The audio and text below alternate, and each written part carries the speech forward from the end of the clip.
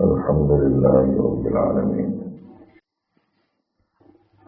والصلاة والسلام على سيد الأنبياء والمرسلين وعلى آله وصحبه أجمعين وعلى من تبعهم بإحسان إلى يوم الدين. أعوذ بالله من الشيطان الرجيم. بسم الله الرحمن الرحيم. الله ولي الذين آمنوا يخرجهم من الظلمات إلى النور والذين كفروا أولياءهم الطاغوت يخرجونهم من النور إلى الظلمات.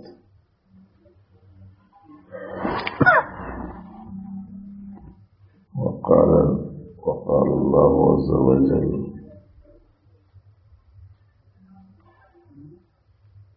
والذين آمنوا به وعزروه ونصروه واتبعوا النور الذي أنزل معه أولئك هم المفلحون.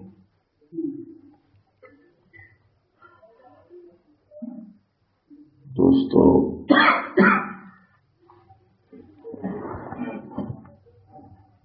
لوگوں کے حالات کے حساب سے اسباب کی ترتیب الگ الگ ہوتی ہے. کسی کے لیے ابتدائی درس کوئی ہوتا ہے تو کسی کے لیے کوئی، جس میں صرف مولوی حضرات ہوں ان کے لیے پہلا سبق کوئی اور ہوتا ہے، جس میں ہر قسم کے لوگ ہوں اس میں پہلا سبق دوسرے قسم کا ہوتا ہے.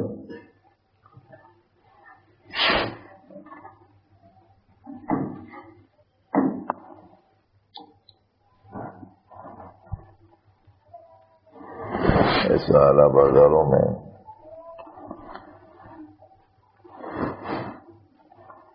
چالو کر دیے، چالو ہے.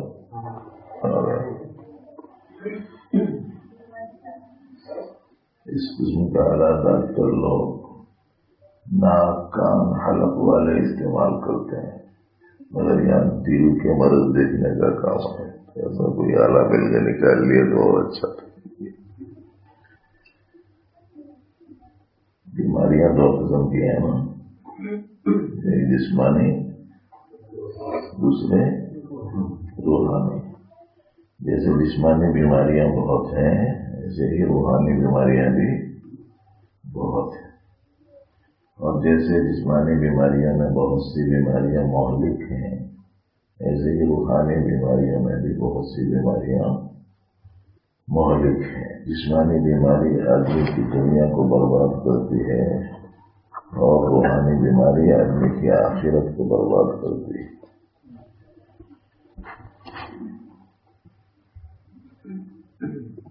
اسی لیے زیادہ فکر جو ہے وہ روحانی بیماریوں سے چھٹکارا پانے کی کرنے کی ضرورت ہے. اسی لیے حضرات صوفیاء کرام نے، بزرگان دین نے، اہل اللہ نے، اولیاء کرام نے جو تعلیم دی اس میں بنیادی تعلیم یہ تھی کہ دل پر محنت کرو. بہرحال اس موقع پر کیونکہ متفرق لوگ ہیں صلاحیتوں کے حساب سے،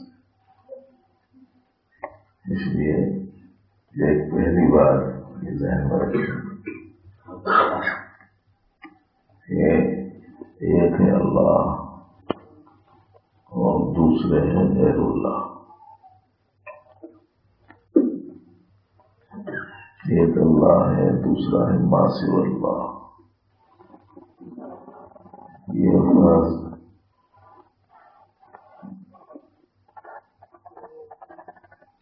ایک خالق کی ذات ہے، ایک مخلوقات کی.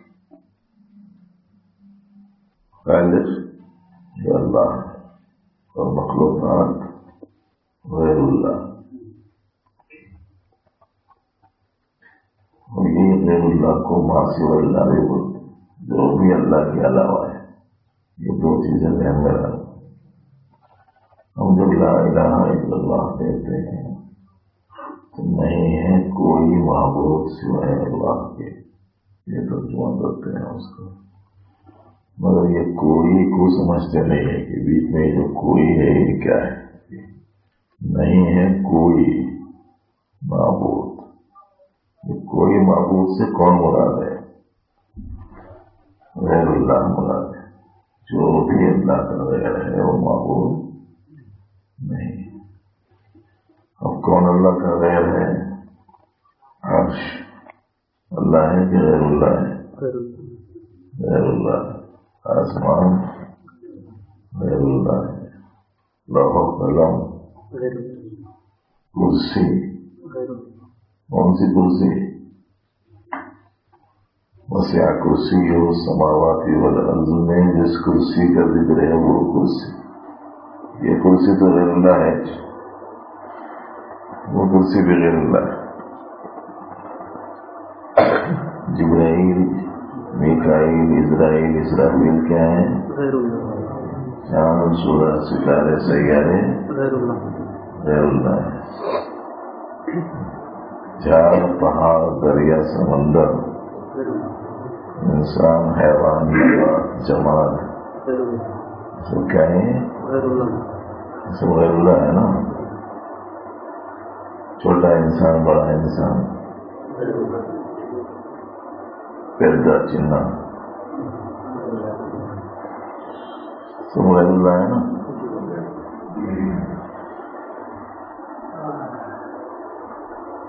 ابھی جو بزرگان دین نے جو تعلیم دی ہے نا، وہ تعلیم یہ دی ہے کہ اللہ نے مخلوقات کو دنیا میں بکھیر دیا اور ان تمام چیزوں کو بنا کر انسان کو بھیجا۔ زمین بنی، آسمان بنا، چاند بنا، ستارے بنے، سیارے بنے، سورج بنے، دریا، پہاڑ، سمندر یہ بنائے گئے۔ اس کے بعد میں حضرت انسان کو بھیجا گیا۔ آپ کے پاس کرنول میں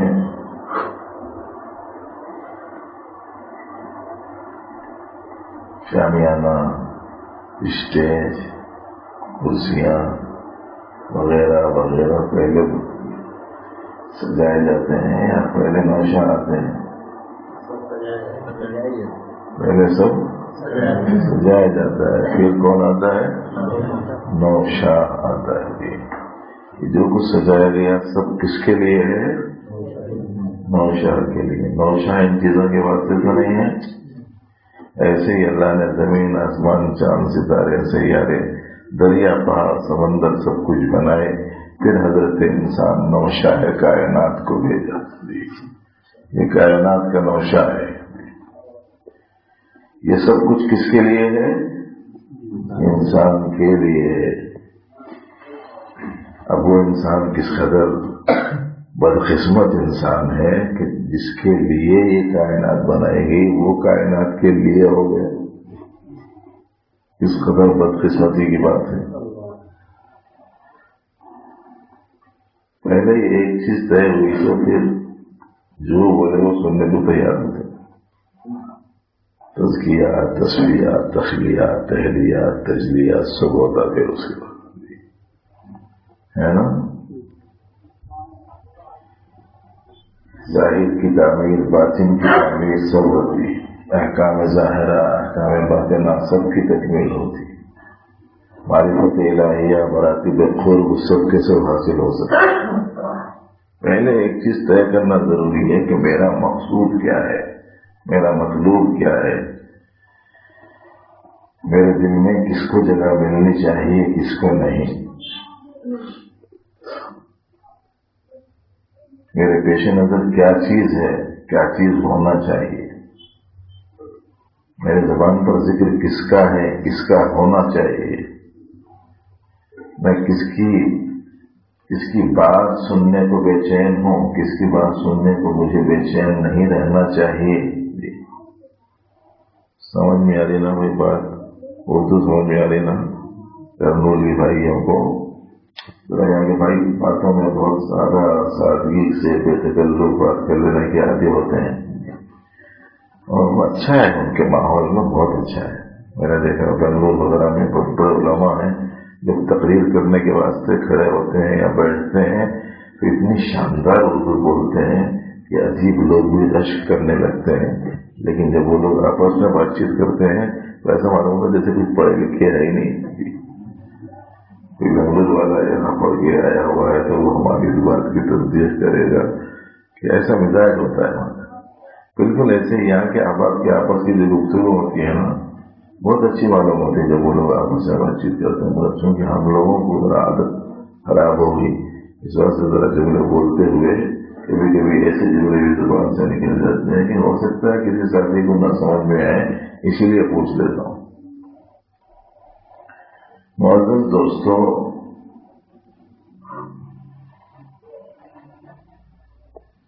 پیش نظر بولے تو نظر کے سامنے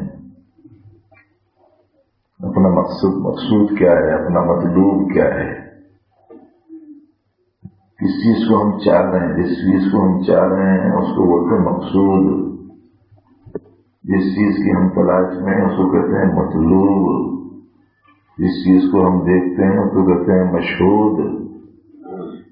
تو اپنا مطلوب کیا ہے، اپنا مقصود کیا ہے، اپنا مشہود کیا ہے. پہلے ہوتا ہے ہوا تو یہ سارے سبقاں سننا، یاد کرنا، پھر ان سبقوں کو ہضم کرنا سب آسان ہو سکتا ہے. اس بات سے پہلے ایک چیز طے کر لینا. بار بار ہم ایک ہمارے حضرت صوفی صاحب رحمۃ اللہ علیہ کی بات سناتے ہیں، مسلسل سناتے رہتے ہیں، بار بار سناتے رہتے ہیں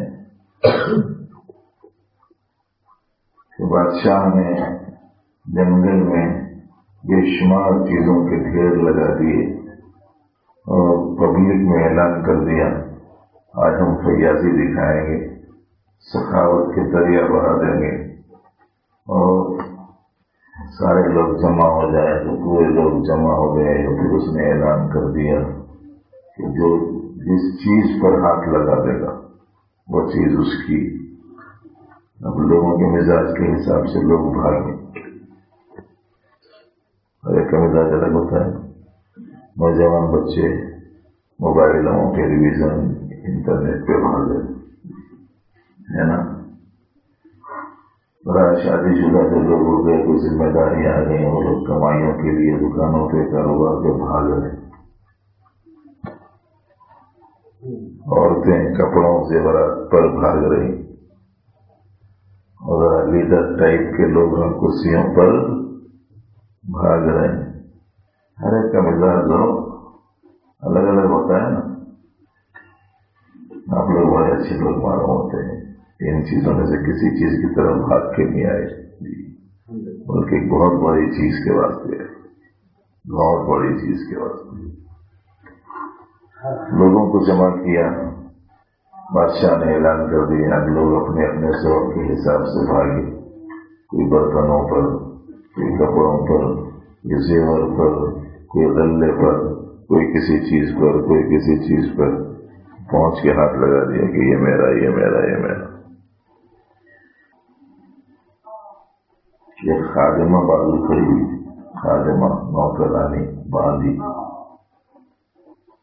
بادشاہ کے بازو کھڑی، سب بھاگ رہے ہیں، چیزوں پہ ہاتھ رکھ رہے ہیں، اپنا دعویٰ کر رہے ہیں کہ ابھی یہ میرا ہو گیا، ابھی یہ میرا ہو گیا.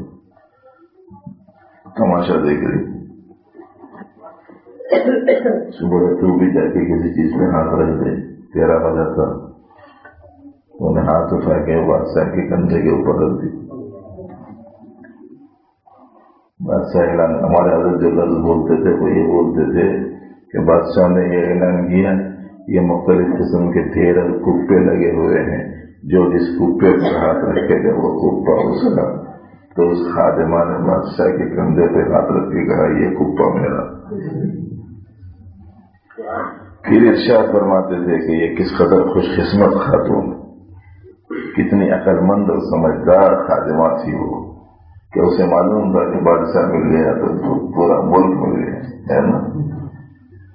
اس کو بیان کر کے حضرت صوفی صاحب رحمۃ اللہ علیہ فرماتے تھے کہ اللہ جل شانہ نے یہ کائنات بنائی، یہ پورا کا پورا غیر اللہ، آسمان، زمین، چاند، سورج، ستارے، سیارے، نباتات، جمادات، حیوانات، انسان، دنیا کی بہنے والا مال، جامد مال، سونا، چاندی، ہیرے، جواہرات، پیٹرول، ڈالر، جو کچھ بھی ہے اس کائنات میں سب قسم اللہ ہے کہ غیر اللہ ہے؟ غیر اللہ ہے۔ اس کو پھیلا دیا اللہ نے پردہ کائنات پر اور بھیجا حضرت انسان کو اس دنیا میں یہ دیکھنے کے واسطے کہ یہ فانی مخلوق بے حیثیت کم قیمت چیزوں کے اوپر ہاتھ رکھنے کے واسطے بھاگتے ہیں یا اس کائنات میں پھیلی ہوئی چیزوں سے نظر ہٹا کر میری طرف متوجہ ہوتے ہیں۔ بھائی یہ دیکھنے کے واسطے آیا ہے حضرت انسان کو اس مقصد سے بھیجا گیا کہ کیا مقصود ہے ہمارا، کیا مطلوب ہے ہمارا، پہلے ہم کو یہ طے کرنا چاہیے۔ چیزوں کے پیچھے بھاگتے بھاگتے زندگیوں کا بڑا حصہ گزر گیا، اور جب تک کہ یہ غیر اللہ سے تعلق دو قسم کا ہوتا ہے، ایک دلی تعلق، ایک ضرورت کا تعلق۔ ضرورت کا تعلق تو ٹھیک ہے، دلی تعلق ٹھیک نہیں۔ اندر آنے دینا یہ ہے سب دلی تعلق کا مطلب۔ سفر آپ کو کرنا ہے، منزل پر آپ کو پہنچنا ہے، راستہ آپ کو طے کرنا ہے، کشتی میں آپ بیٹھیں گے، پانی پر آپ سفر کریں گے، جائیں گے آپ ایک جگہ سے دوسری جگہ پر، سب کچھ ہوگا، اور وہ آپ کو پانی ہی پر کرنا ہے، لیکن ایک شرط کے ساتھ کرنا ہے کہ وہ سب چیزیں ہیں ضرورت کی، مگر اس کو اندر آنے دینا، پانی کو اندر آنے نہیں دینا۔ پانی اندر آئے تو ہم حیدرآباد میں کم معلوم ہے، آپ لوگوں کو زیادہ معلوم ہے۔ ادھر دیکھو ندیاں نالے سے اندر اگر آیا پانی تو کشتی بھی جاتی، کشتی والا بھی، دونوں چلے جاتے۔ ایسے ہی رہنا دنیا میں ہے، برتنا چیزوں کو ہے، سابقہ مخلوقات سے ہے، لیکن یہ باہر کا رہنا، اندر آنے نہیں دینا۔ ابھی جو لا الہ الا اللہ کا ذکر کرو بولتے ہیں، یہ لا الہ بولتے وقت میں کس چیز کو دل سے نکلنے کا تصور قائم رکھنا ہے؟ اللہ کے غیر اللہ کو نکال دیا، اور اللہ کے ذریعے سے اللہ ہی کی محبت، عظمت، نور کو دل میں راسخ کر رہا ہوں، یہ تصور سے روزانہ ذکر کرنے کا کام ہے۔ مسلسل روزانہ آدھا گھنٹہ 1 گھنٹہ بیٹھ کے ایسا کریں گے، اللہ تعالیٰ تو کرم فرمائی دیں گے نا۔ مسلسل کسی کے گھر پہ دستک دیے، 10 منٹ کے بعد، 15 منٹ کے بعد، آدھے گھنٹے کے بعد، 1 گھنٹے کے بعد، 1 دن کے بعد، 2 دن کے بعد، کھولے گا نہیں کھولے گا؟ کھولتا کہ نہیں کہ کسی جگہ جا کے دستک مار کے دیکھو، کسی جگہ کسی کے گھر پہ جا کے دستک دروازے پر ہاتھ مار کے دیکھو، 1 دفعہ، 2 دفعہ، 10 دفعہ، 15 دفعہ، 100 دفعہ، 200 دفعہ اگر آپ دستک ماریں گے کھولے گا نہیں کھولے گا؟ ایسے ہی اکابر فرماتے ہیں کہ لا الہ الا اللہ کے ذریعے سے دل پر دستک دیتے رہو، اس واسطے کہ یہ دل اللہ کا گھر ہے، یہ دل اللہ کا گھر ہے۔ قلوب المؤمنین عرش الرحمان، اہل ایمان کا جو دل ہوتا ہے وہ رحمان کا عرش ہے۔ حدیث قدسی میں بات آتی ہے، آسمان مجھے نہیں سما سکا، زمین مجھے نہیں سما سکی، ہاں مومن کا دل نے مجھے سما لیا۔ تو یہ جو دل ہے مومن کا، یہ مومن کا دل بولے تو خالی وہ لوٹنے کے اعتبار کی گنجائش سمجھیں گے کہیں آپ؟ لا يسعني سماعي ولا ارضی ولكن يسعني قلب عبد المؤمن کہ زمین و آسمان مجھے نہیں سما سکے. ہاں مومن کے دل میں سما گیا. معلوم یہ ہوا کہ دل کی ایک بہت بڑی حقیقت ہے. جس کا محل یہ دل ہے، جس کا مرکز یہ دل ہے. ورنہ یہ لوتھڑا تو حیوانات میں بھی ہے کہ نہیں ہے؟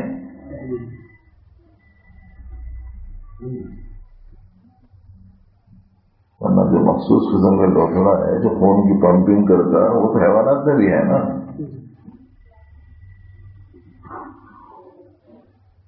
جیسے روح انسانی روح حیوانی سے ایک علیحدہ چیز ہے. روح حیوانی تو حیوانات میں پائی جاتی ہے، روح نباتی نباتات میں پائی جاتی ہے، روح جمادی جمادات میں پائی جاتی ہے. جمادات کی روح جب تک جماد میں ہے اس وقت تک پتھر کی صورت میں ہے. نباتی روح جب تک کہ سبززاری درختوں میں ہے اس وقت تک ان کا نشو نما ہوتا رہتا ہے، بڑھوتری ہوتی رہتی ہے، نقل و حرکت. حیوانات میں روح حیوانی کی وجہ سے پایا جاتا ہے. اس سے ہٹ کر جیسے ایک روح انسانی ہے جو اس سب سے اعلیٰ ہے، اسی طریقے سے قلب کا بھی حال ہے جس میں اللہ نے علم کی اخذ کرنے کی صلاحیت رکھی. علم کا اللہ نے گھر بنایا. جیسے رسول صاحب رحمۃ اللہ علیہ نے ایک جگہ ارشاد فرمایا تیرے علم کا میرا دل ہے گھر. بلکہ حضرات صوفیہ کرام رحمہم اللہ کا کہنا تو یہ ہے کہ جب حق تعالی جل شانہ کا علم اپنی معلومات سے وابستہ ہوا تو دل بنا،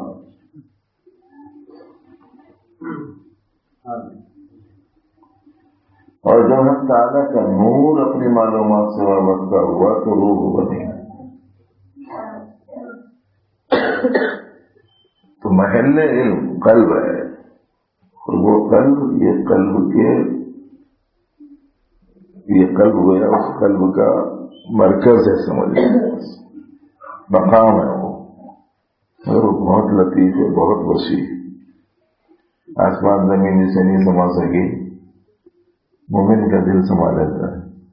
اسی وجہ سے غالباً اقبال نے کہا تھا تو دل میں تو آتا ہے سمجھ میں نہیں آتا. تو دل میں تو آتا ہے سمجھ میں نہیں آتا، بس جان گیا میں تیری پہچان یہی ہے. کنہ ذات کو تو نہیں پا سکتے. اسی واسطے سیدنا صدیق اکبر رضی اللہ تعالیٰ عنہ کا یہ فرمان ہے العجز عن درکہ الادراک، اللہ کو میں نہیں پا سکتا کا شعور کا مل جانا ہی اللہ کو پا لینا ہے.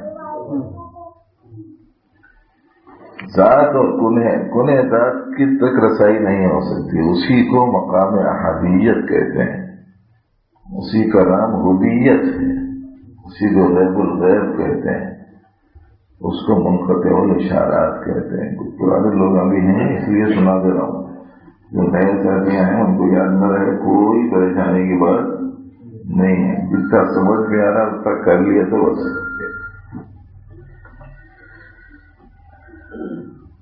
لیکن یہ کہہ کو سنا دے رہے ہیں، یہ سمجھانے کے بعد تو سنا رہے ہیں کہ بھائی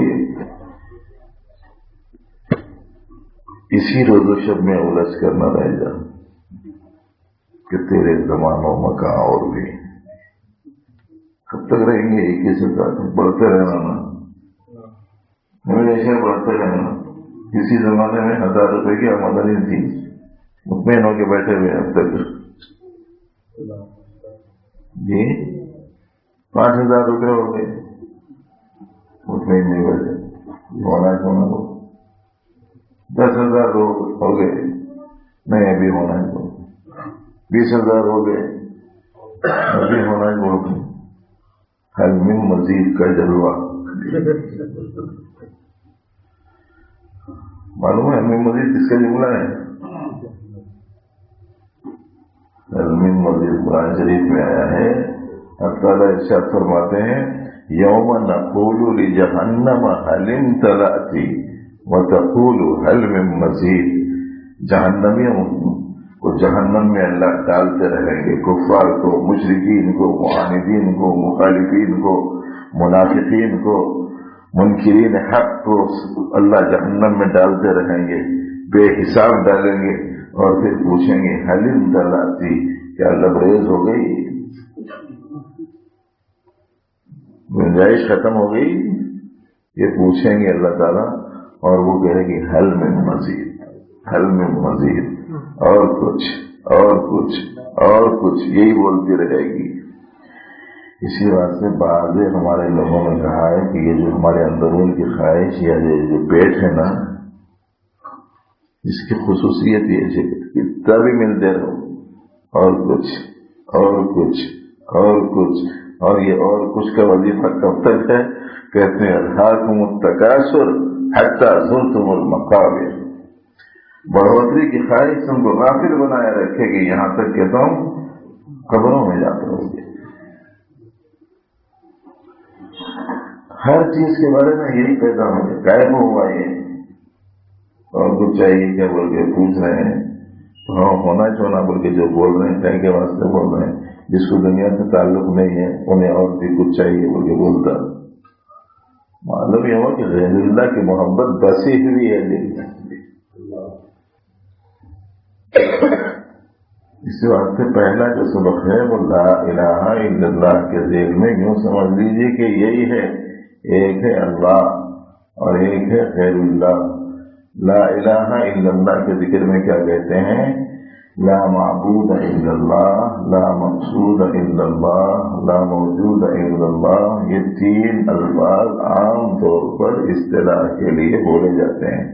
کہتے ہیں کہ مبتدی جو لوگ ہیں، ابتدائی جو لوگ ہیں، ان لوگوں کو تصور رکھنا چاہیے لا معبود الا اللہ کا، اور جو ذرا اس سے آگے بڑھ گئے ان کے لیے لا مقصود الا اللہ کا، اور جو اس سے بھی آگے بڑھ گئے ان کے لیے ہے لا موجود الا اللہ کا۔ اگر ابھی اپنا جو حال ہے وہ کچھ ایسا ہے کہ ایسا محسوس ہوتا ہے کہ اکثریت ابھی پہلے مرحلے سے گزر رہی،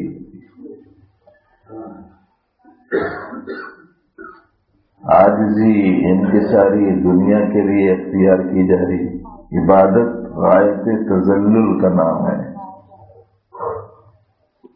انتہائی عاجزی کے ذلت کے اظہار کا نام عبادت ہے۔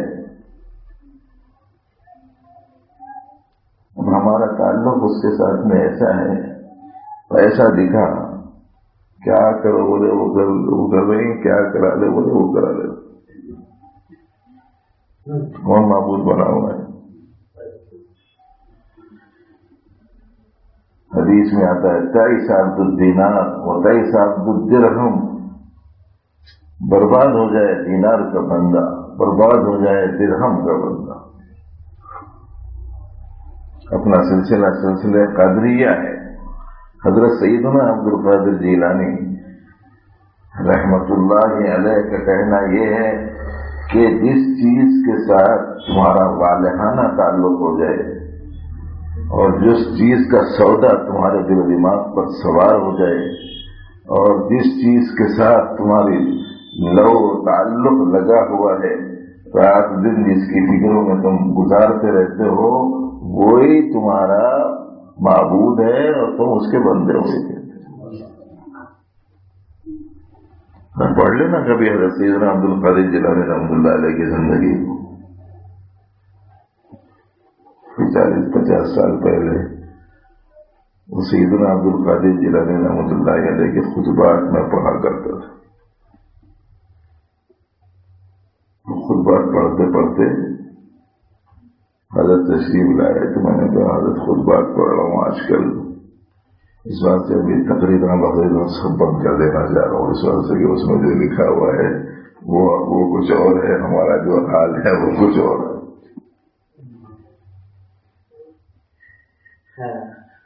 سمجھ بھی آئے گا پڑھنے کے ذریعے سے کہ بھئی ہمارے احوال کیا ہیں، ان کی تعلیمات کیا ہیں۔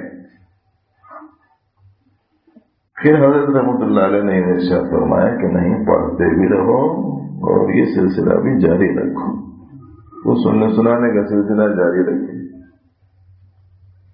کہ ہمارے پاس میں کہنا بھی سلوک میں سے، کہنا بھی سلوک ہے ہمارے پاس، یہ بھی ایک طریقہ ہے۔ البتہ یہ بولتے تھے کہ جب تم کسی کے سامنے بولو تو نشانہ اپنی ذات کو رکھنا، نشانہ اپنی ہی ذات رہے۔ اللہ نے نظام کیسا بنایا؟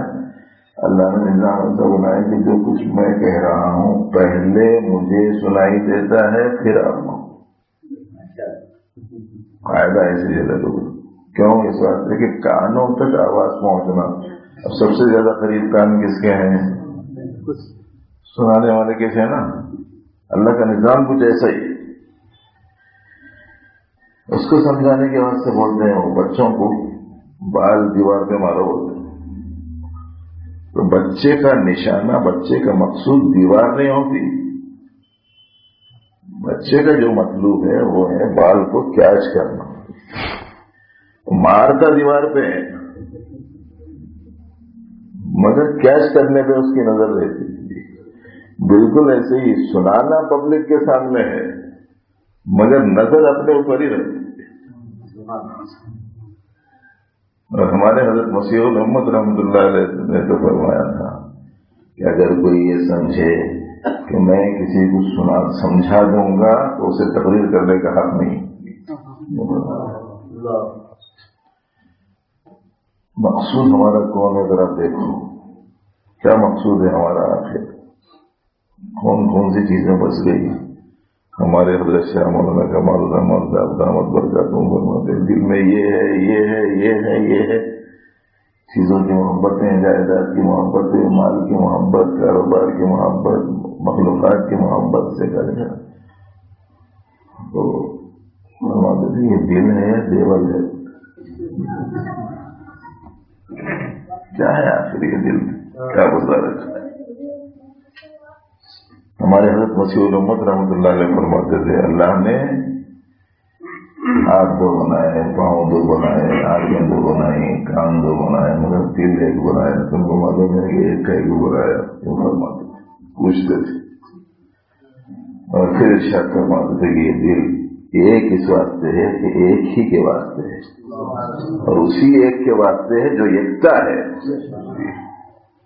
کسی ایک کو چاپا نہیں بول رہا ہوں، کسی ایک کچھ پکڑ لے کر رکھ لیں گے نہیں، جو حقیقتاً ایک ہے بس اس کے واسطے ہے۔ جب تک کہ یہ نہیں نکلا اس وقت تک یہ اصلاحی تربیتی سلسلہ عام طور پر صحیح ڈھنگ سے شروع نہیں ہوتا۔ گاڑی پٹری پہ نہیں آتی سمجھوا، گاڑی پٹری پہ آ گئی تو کسی وجہ سے انجن فیل بھی ہو گیا تو یوں دھکل کے بھی لے آ سکتے کیسا تو، مگر آنا ہونا پٹری پہ۔ اور آج کل تو لوگ ایسی پریکٹس کر رہے ہیں انجنوں کو ادمیاں کھینچ رہے ہیں بتانے کے واسطے اپنے توانائی۔ مختلف قسم کی پریکٹس جو کر رہے ہیں ان میں سے ایک پریکٹس یہ بھی کر رہے ہیں، بوگی کے ڈبے کو کھینچ لے رہے ہیں، انجن کو کھینچ لے رہے ہیں، تھوڑی دور تک 5 قدم 10 قدم برابر کھینچنا، وہ بھی بڑا کارنامہ ہی ہے ان کی مشق کے حساب سے۔ تو پٹری پہ اگر رہی تو کھینچ سکتے ہیں نا، ہے نا؟ پٹری پہ اگر نہیں ہے انہیں نیچے ہے تو پھر ایسی صورت میں پھر کھینچ کے لے جانا انجنوں کو بھی مشکل ہے کہ نہیں؟ ہے نا؟ انہیں پٹری پہ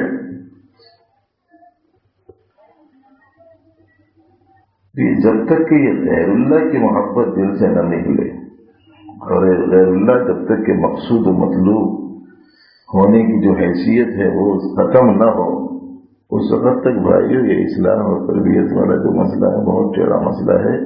اسی لیے فرمایا گیا ہے کہ ہر برائی کی جو جڑ ہے، جو اصل ہے، وہ دنیا کی محبت ہے۔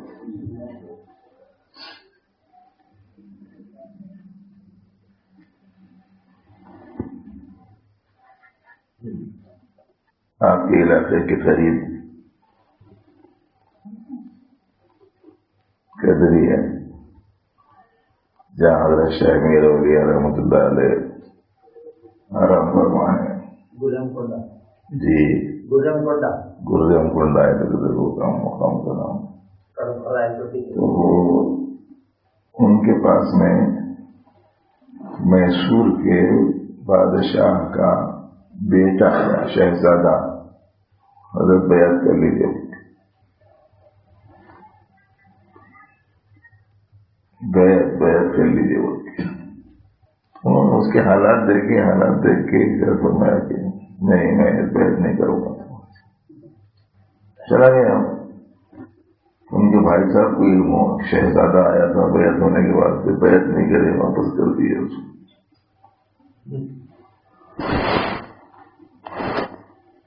تو آ کے بولے کہ شہزادہ تھا سونے کی چڑیا چھوڑ دیا.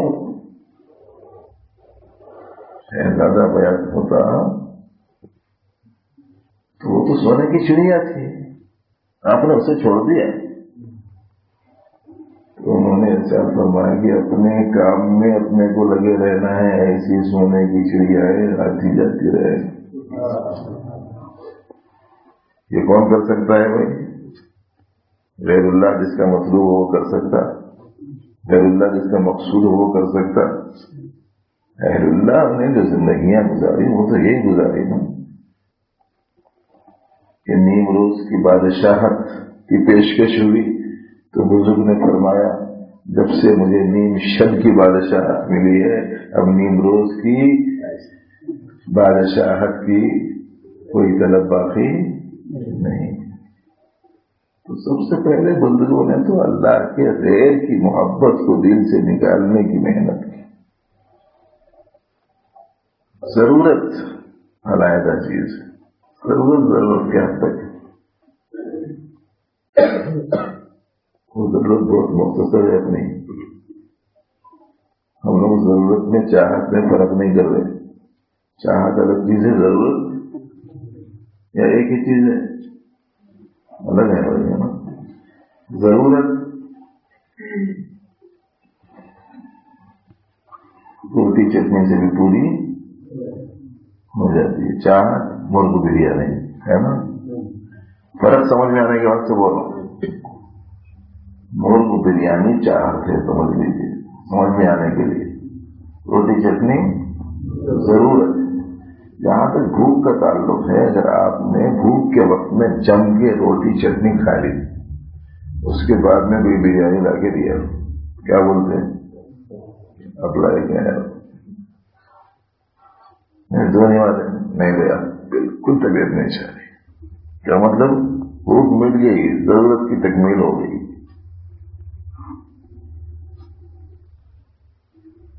ہاں ضرورت کے ساتھ ساتھ اگر چاہت والی کوئی چیز ملی ہوئی رہ جائے تو رغبت زیادہ رکھتے ہوئے استعمال کر لے گا.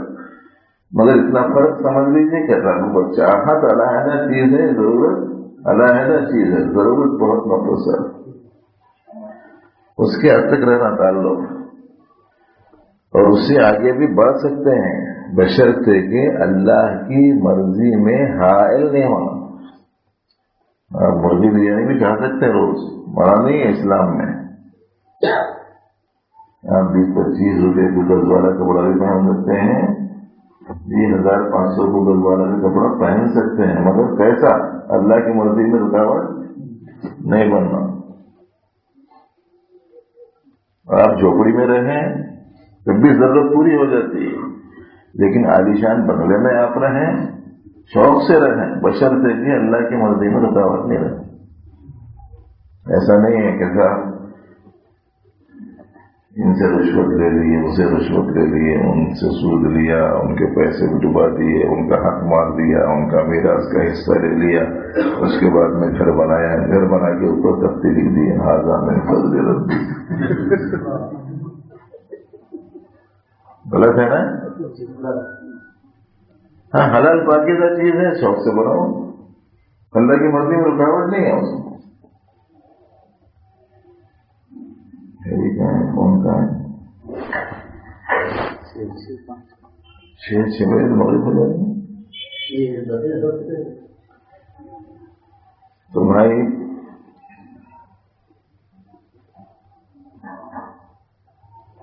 اللہ رب العالمین ایمان والوں کے دوست ہے، ایمان والوں کے ولی ہے، ایمان والوں کے مددگار ہیں۔ کیا کرتے ہیں وہ؟ ایمان والوں کو اندھیریوں سے نور کی طرف نکالتے ہیں۔ یہ دنیا یہ سب ظلمت ہے، شرک ظلمت ہے، کفر ظلمت ہے، نفاق ظلمت ہے، ارتداد ظلمت ہے، معصیت اور گناہ یہ ظلمتیں ہیں، غفلت یہ ظلمت ہے۔ ان تمام اندھیریوں سے اللہ نکالتے ہیں نور کی طرف، توحید کی طرف، ایمان کی طرف، صدق کی طرف، استقامت کی طرف۔ یہ جو اعتبارات بیعت کے وقت میں آپ کے سامنے لائے جاتے ہیں، شرک سے، کفر سے، نفاق سے، ارتداد سے، بدعات سے، غفلتوں سے، چھوٹے بڑے ظاہری باطنی گناہوں سے توبہ کرتا ہوں بول کے یہ عہد کرے۔ توحید کو، ایمان کو، سچائی کو، استقامت کو، سنتوں کو، یاد الہی کو، حسنات کو اختیار کرتا ہوں، یہ وعدہ کرے، ہے نا؟ تو یہ سب نورانی چیزیں ہیں، وہ سب ظلمانی چیزیں تھیں۔ اس واسطے اس کو اعتبارات علم باطل کہتے ہیں، جس سے آپ نے توبہ کی ہے، اور اس کو اعتبارات علم حق کہتے ہیں، جس کا آپ نے اقرار کیا ہے۔ اس موقع پر کیا ہے بیعت ہونے کے وقت میں، یاد بھی نہیں ہوں گا بہت سارے ساتھی وہ کیا جملے مذہب کہلوائے تھے اور ہم لوگ کیا جملے دہرائے تھے۔ تو بہرحال دوستو، اس چیز کو آپ پیش نظر رکھتے ہوئے ذکر کا اہتمام کریں گے کچھ ایسا کہ روزانہ تھوڑی دیر ایک سوئی کے ساتھ بیٹھ کے درود شریف پڑھ کے اللہ سے دعا مانگ کے کہ اللہ آپ نے سب کچھ دیا، آپ نے بنایا، آپ نے سرتاپا نعمتوں سے سرفراز فرمایا، آپ کی ہر لمحہ عنایتوں سے میں مستفید ہو رہا ہوں۔ اے اللہ آپ کی محبت دل میں بسا دیجئے اور آپ کے غیر کی محبت میرے دل سے نکال دیجئے۔ آپ کی توفیق سے آپ کا کلمہ دہرانے جا رہا ہوں، آپ اسے قبول کر کے میرے دل کو نورانی بنا دیجئے۔ یہ دعا مانگ کے ذکر کرو تھوڑی دیر ایک سوئی سے روزانہ۔ درمیان میں پھر یہی دعا مانگتے رہو، ذکر پورا ہو جائے تو پھر یہ دعا مانگو، اور دیکھو تھوڑے دنوں کے بعد میں آہستہ آہستہ تغیر پیدا ہوتا ہے کہ نہیں ہوتا۔ کیا حالات سنانا وہ کے ساتھیاں سوچتے رہتے، کچھ کرے تو حالات آتے رہتے، کچھ کرتے ہی نہیں تو حالات آئیں گے، جب حالات نہیں آئیں گے تو سنانا کیا بول کے سمجھ میں آئیں گے۔ اور بعض تو ایسے ہیں کہ یہ بولتے ہیں کہ کرنا ورنہ کچھ بھی ہم سے نہیں ہو سکتا، مولوی صاحب تمہارے کو جو کرنا ہے بس وہی وہ کر دو، تمہارے جو دینا ہے دے دو، ہمارے سے ہوتا جاتا نہیں ہے۔ ایسے بھی لوگ موجود یہاں تو نہیں ہے نا ایسے کوئی؟ تعالیٰ جل شانہ علم صحیح ہمارے صالح کی توفیق دے۔ انشاءاللہ العزیز مغرب کے بعد مزید کچھ اسباب کا حصہ آپ کو سنایا جائے گا باقاعدہ سبق کے طور پر۔ لا الہ الا اللہ کے ضمن میں خیال آ رہا ہے کہ ایک دو موٹے موٹے اسباب ہر ساتھی کو یاد ہو جائیں، کچھ اس انداز کا مذاکرہ مغرب کے بعد ہو۔ اب تعالیٰ جل شانہ اپنے فضل و کرم سے آپ کے اس تشریف لانے کو، ہماری اس حاضری کو قبول فرمائے اور دونوں کے لیے اس چیز کو نافع بنائے۔ سبحان اللہ، سبحان اللہ۔